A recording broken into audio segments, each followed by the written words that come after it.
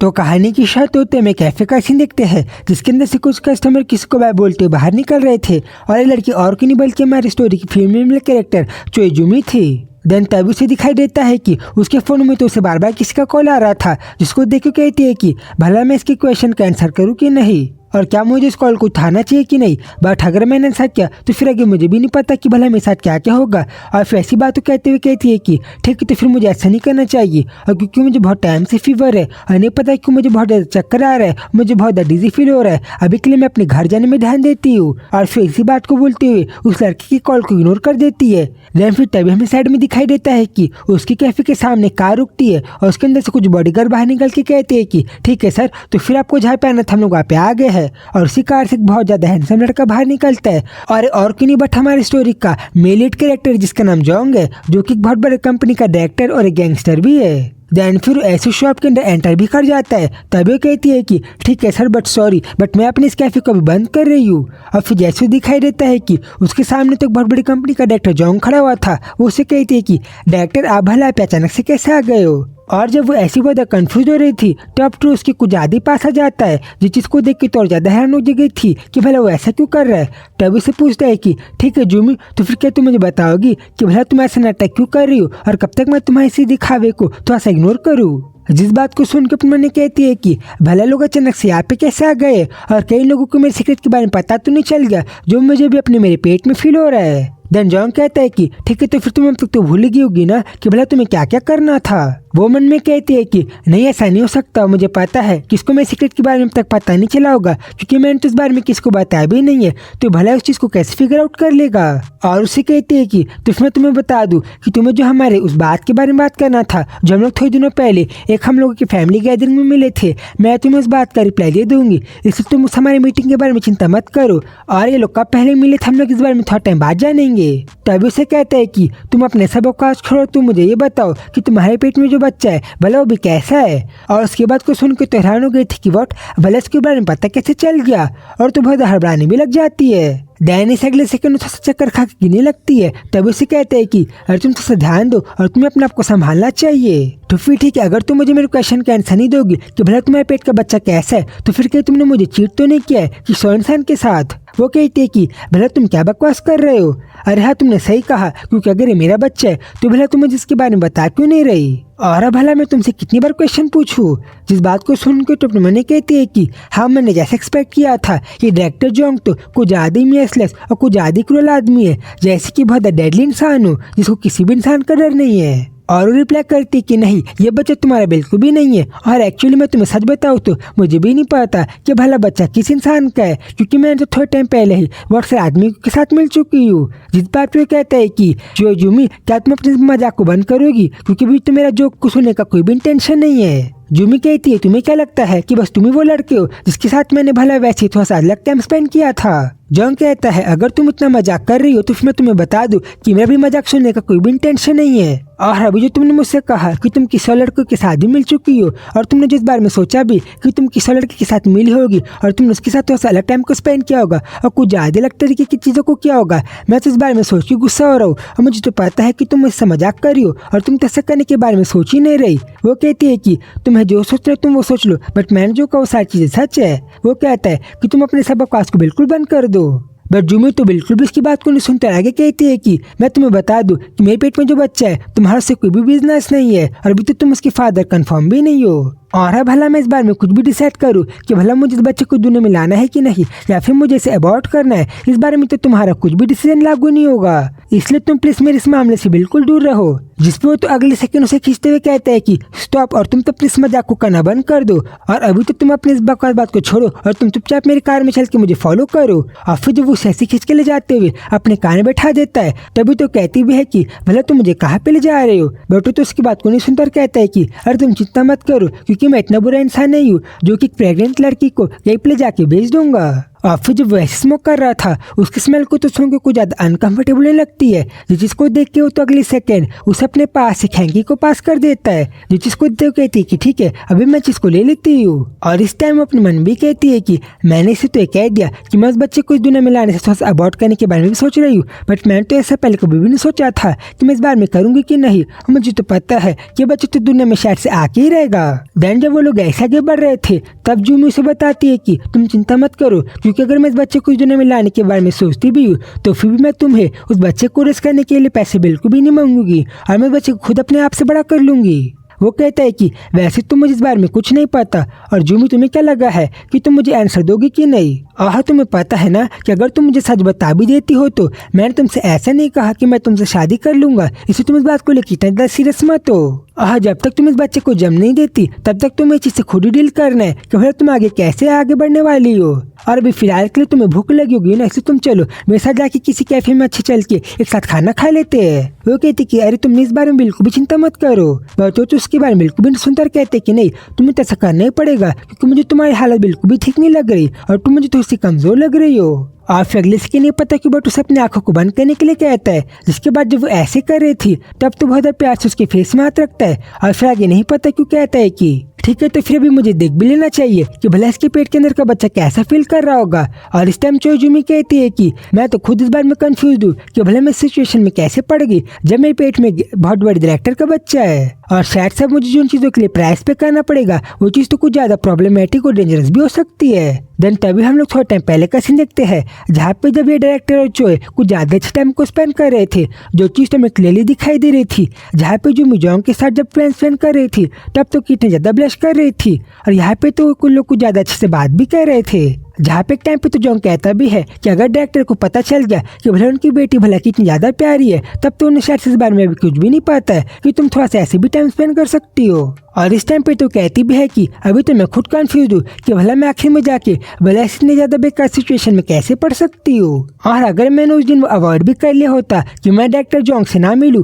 और मैं अपने अलग रास्ते चले जाऊँ, तभी मुझे पता है क्योंकि हमारे फैमिली रिलेशन के कारण तो हम लोग को आगे मिलना ही पड़ता, और हम लोग की नहीं पता कि बदकिस्मत या फिर डेस्टिनी ऐसी है क्या मैं आगे मिलना ही पड़ता। और जब वो ऐसा कह रही थी तब तो हम लोग दिख ही पा रहे थे कि कैसे भला थोड़े दिनों पहले जब चोय डायरेक्टर जॉन्ग मिले थे तब तो भला कितनी ज्यादा अच्छे से बात तो कर रहे थे। देन आगू कहती कि मुझे तो पता है कि चाहे मैंने इस बारे में डिसाइड किया होता कि नहीं कि मुझे जॉन्ग से मिला कि नहीं, तब तो मुझे कोइंसिडेंस या फिर फेट के कारण मैं तो उसे मिल ही जाती, क्योंकि तो हमारी किस्मत ही थी कि हम लोग दूसरे के साथ मिले, और नहीं पता क्यों बात हम दोनों की लाइफ इस मोमेंट पर ऐसे क्रॉस करे। फिर तभी सीन चेंज हो तो लोग बस थोड़े टाइम पहले का सीन दिखते हैं जहाँ पे जब ये दोनों एक साथ खाना खा रहे थे तभी जूमी कहती है कि अभी जब मैंने डेट में आने के लिए भी बहुत ज़्यादा टाइम लगा दिया था तब तो चीज़ को देख के मैं बहुत कंफ्यूज हूँ कि भला अब तक मेरा वेट कैसे कर रहा है, और द फैक्ट डेट मैं 3 घंटा लेट आई हुई डेट के लिए और अब तक मेरा वेट कर रहा है, इस चीज़ को देख के तुम्हें बहुत कंफ्यूज हूँ क्योंकि ये तो एक ऐसे इंसान है जो कि इस बहुत ज़्यादा बड़ी कंपनी का सक्सेसर है, एक वुसेंग कंपनी नाम के, जो कि इस पूरे कोरिया के एक बहुत ही बड़ा लार्जेस्ट गैंगस्टर ऑर्गेनाइजेशन है, जो इसका एक बहुत बड़ा डायरेक्टर है। और हाँ मैं तो यहाँ पे बस अकेले ही आई हूँ,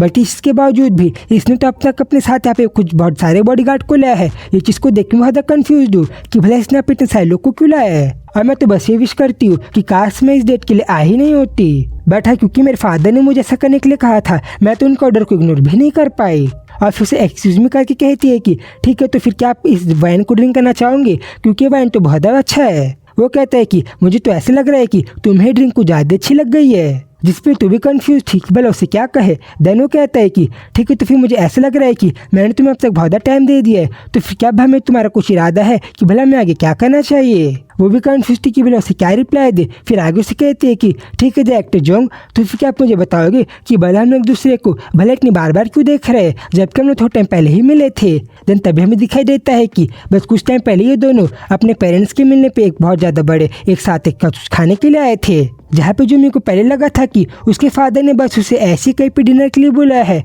और जब इसने वहाँ पे देखा कि वहाँ पे एक दूसरे गैंगस्टर का भी बेटा है, उस चीज़ को देख के बहुत कंफ्यूज हो गई थी। और वो तो कहती भी है कि उसने तो ऐसा कभी भी इमेजिन नहीं किया था कि जिस लड़के से कुछ दिनों पहले मिली थी ये उससे आज वापस से मिलेगी। दैन उसे बताती है कि जैसे कि तुम्हें पता होगा कि मेरे फादर भी तुम्हारे फादर की एक बहुत बड़े गैंगस्टर है। मैंने तो ऐसा कभी भी इमेजिन या फिर नहीं सोचा था कि मेरी मैरिज नॉर्मल होगी, इसलिए भी क्योंकि मेरे फादर ने मुझसे कहा था कि मुझे तुमसे आके वापस से मिलना है। मैंने तो डिसीजन को लेना कुछ ज़्यादा ईजी नहीं था और मैं तो ऐसा करना बिल्कुल भी नहीं चाहती थी कि मैं तुमसे हैप्पी मिलूँ, बट मैं उनके ऑर्डर्स को इग्नोर भी नहीं कर सकती थी। इसलिए मैं बस उस बात को टालने के लिए, मैं उस काम को ख़त्म करने के लिए यहाँ पे तुमसे मिलने के लिए आ गई। वो कहते हैं कि अच्छा ऐसा है क्या, बल्कि तुम्हें सही में लगता है कि अगर हम लोग शादी कर लेंगे तो फिर तुम्हारे फादर के जो सारे ऑर्डर है वो सारे ऑर्डर को तुम ऐसे ही निपटा दोगी और तुम इन चीज़ों से बच जाओगी। वो कंफ्यूज होते हुए कहती है कि भला तुम्हारा मतलब क्या है, क्योंकि मैं तो तुमसे बस ऐसी कुछ बात को कह रही थी। जॉन कहता है कि मैंने तो तुम्हें अपना असली नाम बताया भी नहीं, तो भला तुम कौन मुझे किस नाम से बुला रही हो। तभी वो कहती है कि तुम ऐसे बात को छोड़ो और मुझे पता है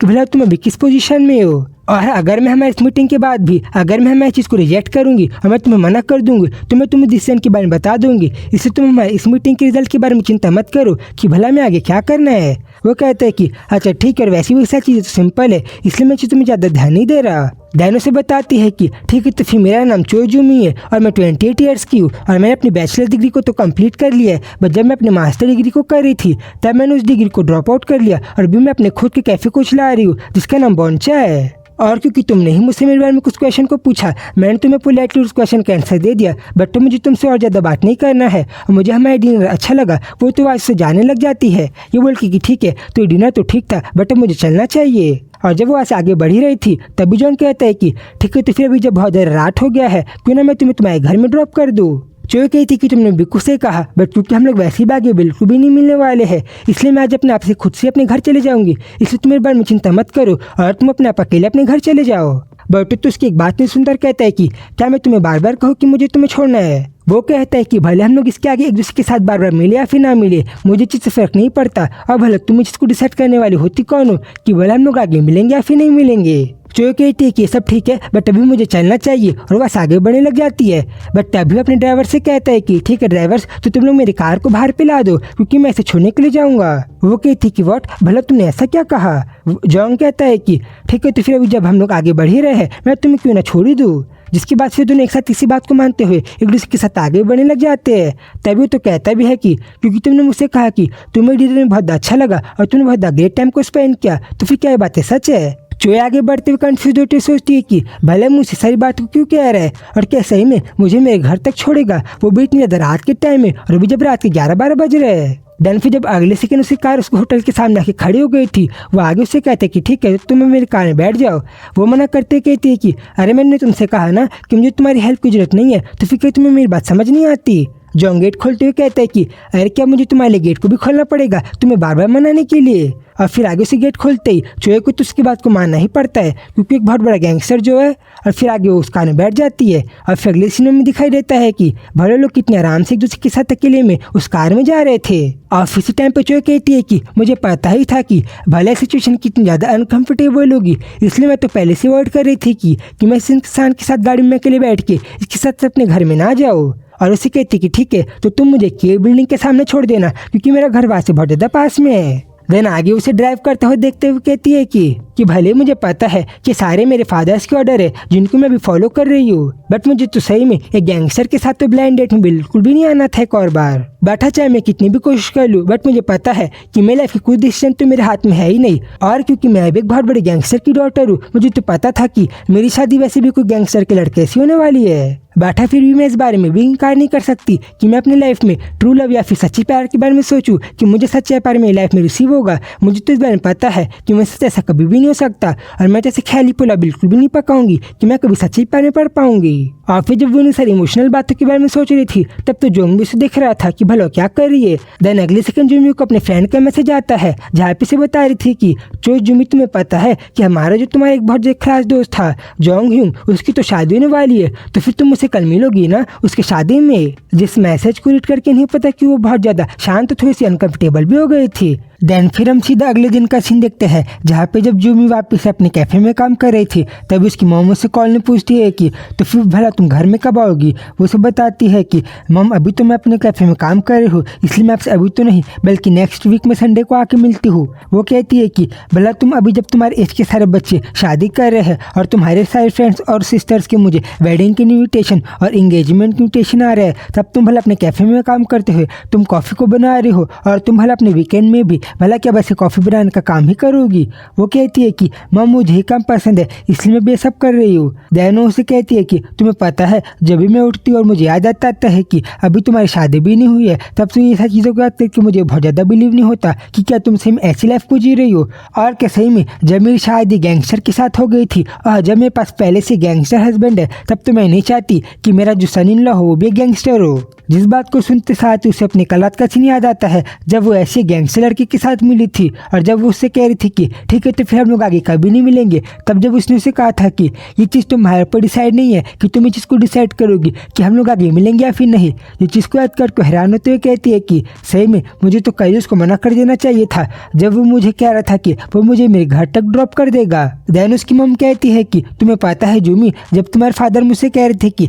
वो तुम्हारी अरेंजमेंट एक किसी गैंगस्टर लड़के के साथ करवा रहे हैं, तभी मुझे उन्हें सीधा मना कर देना चाहिए था कि नहीं हमारी जूमी ऐसा बिल्कुल भी नहीं करेगी। और हाँ, जब तुम खुद एक गैंगस्टर हो तब तो तुम्हें अपनी लड़की को एक गैंगस्टर लड़की के साथ शादी नहीं करवाना चाहिए ना। देन तब अगले सेकंड जूमी को लगता है कि उसकी शॉप में कस्टमर आ जाता है, इसलिए अपनी मॉम से कॉल में कहती है कि ठीक है मदर, मैं आपसे थोड़ा बाद में कॉल करती हूँ। देन फिर हम देख पाते हैं कि उसके शॉप में कस्टमर आ गया था जो कि उसे कप ऑफ कॉफ़ी मांग रहा था। वो कहती कि ठीक है सर, आपकी कॉफ़ी रही और आप वहाँ पर जाके कॉफ़ी को ड्रिंक कर सकते हो। जिसके बाद फिर जब वो वहाँ से जा ही रहा था तब उसे थोड़ा अलग तरीके से भी देखता है। देन भी थोड़े टाइम बाद जब उसको उसे कॉफ़ी देना हो जाता है तभी फिर आगे हम देखते हैं कि थोड़े टाइम बाद जूमी की एक शॉप वर्कर से कहती है कि बॉस क्या आपने उस चीज़ को देखा कि जो लड़का है क्या है हमारी दुकान में कुछ ज़्यादा नहीं आता और क्या कुछ ज़्यादा रेगुलर नहीं आता। वो कहती है कि तो फिर क्या ऐसा हो सकता है कि इससे हमारी शॉप पसंद है और है हमारा एक रेगुलर कस्टमर हो। वो कहती है कि हाँ ऐसा हो सकता है बट नहीं पता क्यों, बट मुझे वो लड़का बाकी कस्टमर से थोड़ा सा अलग और थोड़ा सा अजीब लगता है। और तुम्हें पता है जब भी हमारे यहाँ पे कॉफ़ी को ड्रिंक करने आता है वो तो वहीं पे सामने बैठता है और नहीं पता क्यों बस आपको ही देखते रहता है जैसे कि आपको स्टॉक कर रहा हो। और शायद से ये मेरी गलतफहमी भी हो सकती है बट बॉस मुझे तो ऐसी लगता है कि वो लड़का आपको शायद से बार बार देख रहा होता है। जिस बात को सुनते हुए तो जूमी भी उस लड़के को देख रही थी। देन आगू से कहती है कि वेल ऐसा हो सकता है बट शायद से भी जो तुम्हें सब सोच रही हूँ बस तुम्हारे मन के ख्याली पुलाव है और हमें इतने ज़्यादा किसी कस्टमर को इतना ज़्यादा स्टॉक नहीं करना चाहिए और हमें उसके बारे में कोई भी ऐसा चीज़ें नहीं बनाना चाहिए कि वो ऐसा होगा फिर ऐसा होगा और हमें इस बात को ऐसे टाल देना चाहिए। और फिर उसी बात को इग्नोर करके आगे बढ़ ही रही थी तब उससे मैसेज आता है कि उसकी फ्रेंड का कि जूमी क्या तुम जोंग ह्यून की शादी में आ रही हो। जिस पर तो थोड़ा हैरान होती है और फिर आगे नहीं पता कि वो तो डिसाइड कर लेती है कि ठीक है वो शादी की इन्विटेशन में जाएगी। और फिर आगे अपने वर्कर्स को बोल देती है कि ठीक है तो फिर आज हम लोग अपने शॉप को थोड़ा जल्दी बंद कर देंगे क्योंकि मुझे आज रात को कहीं पे जाना है काम पे। देन फिर ऐसे सीन चेंज होता है और हम उसी रात की वेडिंग का सीन देखते हैं जहाँ पे जूमी का शायद से क्लास या कॉलेज का आदमी शायद से वेडिंग कर रहा था। और उसी चीज़ को देख के जूमी कहती है कि तो फिर क्या सही में ये इसकी इंगेजमेंट सेरेमनी है जिसके लिए इसने हमें इनवाइट किया था। तभी उसकी फ्रेंड उसे कहती है कि जूमी तो फिर तुम्हें देखा कि भला लड़की जो तुम्हारे दोस्त के साथ है वो भला कैसे हंस रही है और क्या सही में उसने भला ऐसे टाइम में क्या स्माइल करना चाहिए जब उसने देखो कि 100 लड़की के आदमी को चुरा लिया है जबकि आदमी उसका था ही नहीं। वो उसे रिप्लाई करती है कि भला ऐसा किसने कहा कि वो मेरा आदमी था और भला तुमने इस बारे में कब सोचा। और बात तो सही भी है क्योंकि वो कभी भी मेरा मैन नहीं था। वो उसे रिप्लाई करती है कि हाँ तुमने सही कहा बट क्या बात सही नहीं है कि हमारे पूरे फ्रेंड सर्कल को ये पता था कि वो लड़का तो तुम्हें बहुत ज़्यादा लाइक करता है। हाँ तुमने ये बात को सही कहा बट शायद से वो बात बस उतनी सी थोड़ी सी ही थी, इसलिए वो बात ज़्यादा आगे नहीं बढ़ी थी। जब हम लोग हमारे कॉलेज के टाइम में थे वो बस मुझे लाइक ही करता था। वो कहती है कि जूमी यही तो तुम्हारे साथ बस प्रॉब्लम है, तुम सारी चीज़ों के बारे में अवेयर ही नहीं रहती और नहीं पता क्यों बट आखिर में तुम्हारे साथ बस ऐसी चीज़ें होती है। और आखिरी में देखो वो लड़का तो बस तुम्हारा फ्रेंड ही बन के रह गया। वो कहती कि हाँ अब छोड़ो, जैसे वह हमें तो वैसे चीज़ों को रखना ही पड़ेगा ना, जैसी चीज़ें एज इट से वैसे ही। और वैसे भी अब मैं भला क्या ही कर सकती हूँ जब ये सारी चीज़ें हो ही रही है। और भला वैसे भी कौन लड़का है चाहेगा कि वो किसी ऐसी लड़की के साथ शादी करे जो कि एक बहुत बड़े गैंगस्टर की बच्ची हो। और फिर आगे ऐसी सीन चेंज होता है और जूमी और उसकी फ्रेंड दोनों बैठ के बहुत अच्छे से ड्रिंक कर रहे थे। तब उसकी फ्रेंड कहती है कि जुमी मुझे तो ऐसा लगा था कि तुम यहाँ पे आके थोड़ा तमाशा करोगी, बट तुम तो देखो भला पे कितनी शांति से बैठ के बट सारी चीज़ों को एंजॉय ही कर रही हो। वो कहती है कि हाँ मैं बस यहाँ पे इसलिए आई थी क्योंकि मुझे इन्विटेशन मिला था और मैं ये नहीं चाहती थी कि सारे फ्रेंड्स को ऐसा लगे कि मैं इस लड़के के वेडिंग से बहुत ज़्यादा जेलस हो रही थी, इसलिए मैं इसकी एंगेजमेंट में यहाँ पे नहीं आई। वो अच्छा ऐसा है क्या, और देखो तुमने मेरे इस क्वेश्चन का तो कितने जल्दी आंसर दे दिया जुमी। देन आगे ड्रिंक करते हुए कहती है कि तुम्हें पता है मैं तो बस यहाँ पे इसलिए आई हूँ क्योंकि मैं तो बस मेरी आंखों के सामने देखना चाहती थी कि कैसे जोंगहुन अपने खुशी के साथ भला एनिवर्सरी करेगा। और तुम्हें पता है जब भी मैं इसको हैप्पी देखती हूँ तब तो मुझे ऐसा लगता है कि हाँ चलो तो फाइनली टाइम आ गया है जहाँ पे मुझे मेरी लाइफ में मूव ऑन कर जाना चाहिए, और मैं जिस लड़के के बारे में ज़्यादा सोचती भी नहीं थी मुझे उससे और ज़्यादा आगे बढ़ जाना चाहिए। उसकी फ्रेंड कहती कि तुमने बिल्कुल सही कहा, और वैसे भी अब तुम जोंगहुन के बारे में भूल जाओ क्योंकि मैं तो इस दुनिया में बहुत सारे लड़कों को जानती हूँ जो कि तुम्हारे लिए बहुत ज़्यादा अच्छे रहेंगे, इसलिए तुम्हें तो इस बारे में ज़्यादा कुछ नहीं सोचना चाहिए। और हाँ जुमी, तुमने मुझे कल बताया था ना कि तुम एक ब्लाइंड डेट में गई थी, तो फिर क्या तुम मुझे बताओगी कि भला तुम्हें उस डेट का रिजल्ट क्या रहा था, और क्या तुम्हारी बात उस लड़के के साथ कुछ ज़्यादा आगे बढ़ी। वो कहती है कि हाँ वो चीज़ें बस ठीक ठीक ही गई, और मैं तुम्हें बताऊँ मैं तो बस उस डेट में इसलिए गई थी क्योंकि मेरे फादर चाहते थे कि मैं उस ब्लाइंड डेट में जाऊँ, वरना मैं तो कभी भी उस डेट में जाती ही नहीं। वो अच्छा ऐसा है क्या, फिर तो ये चीज़ें मुझे कुछ ज़्यादा अच्छी नहीं लग रही। देन फ्रेंड कहती कि ठीक है तो फिर अब हमें सारी बातों को शायद से बंद कर देना चाहिए और अब हमें वापस अपने घर में जाने के बारे में ध्यान देना चाहिए। देन फिर जब वो लोग ऐसी बात कर रहे थे तभी जुमी विवाह के वर्कर से कहती है कि ठीक है सर, तो फिर क्या आप मेरे एक और ड्रिंक को ला दोगे। बट जब उस ऑर्डर को कर ही रही थी तब उसे वही अपने मॉर्निंग वाले शॉप का वही लड़का दिखाई देता है जो कि शायद से स्टॉक कर रहा था, जिसको जैसे वो देखती है वो बहुत हैरान हो जाती है और उसे अपने शॉपकीपर की बात याद आती है कि जब उसके एक वर्कर ने उसे कहा था कि तो फिर बॉस क्या आपको ऐसा नहीं लगता कि वो लड़का आपको स्टॉक करता है और वो शायद से आपको बार बार देखता है, और वो तो बहुत ज़्यादा घबरा भी जाती है कि क्या सही में वो लड़का वही है जो कल सवेरे भी उसकी शॉप में आया था। और उसको ऐसी बहुत ज़्यादा घबराता हुआ देख के उसकी फ्रेंड से पूछती है कि जिमी क्या तुम ठीक हो, अब भला तुम इतना ज़्यादा घबराए हुई क्यों हो गई हो। वो अपने मन में कहती कि नहीं ऐसा बिल्कुल भी नहीं हो सकता, और मुझे तो ऐसा लग रहा है कि मैं कोई गलती कर रही हूँ और ये सब चीज़ें बस मेरे मन की ख्याल है। और शायद से इसलिए भी हो सकता है कि क्योंकि मैं बहुत ज़्यादा सैड मूड के साथ इस एंगेजमेंट में आई थी। देन फिर जल्दी से अपनी फ्रेंड से कहती है कि ठीक है तो फिर चलो, अब मैं इस पार्टी से मन भर गया है और अब हमें वापस अपने घर में जाना चाहिए। उसकी फ्रेंड उसे ओके बोलती है और फिर अगले सेकेंड वो दोनों अपने घर के लिए आगे निकल जाते हैं। देन फिर जब अगले सेकंड जुमी अकेले अपने घर जा रही थी तब उसे वापस ऐसा लगता है कि नहीं पता क्यों बट कोई इंसान उसके पीछे आ रहा है। बट जब वो जैसी पीछे मुड़ के देखती है उसे तो अपना पीछे का रास्ता पूरा खाली दिखाई देता है। वो तो हैरान भी थी कि वट भला ऐसा कैसे हो सकता है। और सही में मुझे तो ऐसा लगा था कि मुझे किसी इंसान के फुटस्टेप की आवाज़ आ रही है और शायद से कोई मेरे पीछे आ रहा है। और सही में नहीं पता क्यों बट मुझे तो थोड़े टाइम से ऐसा लग ही रहा है कि नहीं पता क्यों बट मुझे थोड़ी सी क्रीपी फीलिंग आ रही है। बैठा जब मैं मेरे कॉलेज में भी थी तब मेरे साथ ऐसा एक इंसिडेंट हो चुका था, जब नहीं पता क्यों जब एक कॉलेज का लड़का मुझे फॉलो करता था तब तो मुझे बहुत ज़्यादा बुरा फील होता था और मुझे ऐसा लगता था कि मैं थोड़ा सा हराश हो रही हूँ। बट फाइनली मैं उस चीज़ से निपट गई थी क्योंकि मेरे कॉलेज में बहुत ज़्यादा स्ट्रॉन्ग फ्रेंड्स थे। बट सही में जब वो सारी चीज़ें मेरे साथ वापस से हो रही है, इन सारी चीज़ों को देख के तुम बहुत ज़्यादा घबरा गई हो और मुझे तो बहुत ज़्यादा अनकंफर्टेबल फील हो रहा है कि भला मैं आगे क्या करूँगी। और अब तो यहाँ पे मेरे कॉलेज की तरह मुझे कोई बचाने के लिए भी नहीं है। बट क्या सही में सारी चीज़ें बस मेरी इमेजिनेशन ही है या मेरे साथ सही में हो रहा है और कोई इंसान मुझे फॉलो कर रहा है। देन फिर जब वो आगे बढ़ रही थी और उसके साइड से कार गुजरती है तब उसके कार के मिरर में दिखाई देता है कि शायद से कोई लड़का उसे फॉलो कर रहा है, जिसको देख के अगले सेकंड बहुत ज़्यादा घबरा जाती है। और फिर जिसके पहले कि वो आगे बढ़े अगले सेकंड को उसे पीछे से जूमी करके चिल्लाता है और फिर जैसे पीछे मुड़ती है तब इसी सीन के साथ चैप्टर पे खत्म हो जाता है। और गैस मुझे पता है कि मैंने इस पार्ट को लाने में थोड़ा देर कर दिया, बट अब इसके आगे के पार्ट्स बहुत ज़्यादा जल्दी आ जाएंगे। तो फिर इसी बहुत ज़्यादा इंटरेस्टिंग वीडियोज़ को देखने के लिए आप लोग ये चैनल को सब्सक्राइब कर लो। तो फिर जल्दी ही मिलूंगा इसी वीडियो में, तब तक के लिए बाय बाय।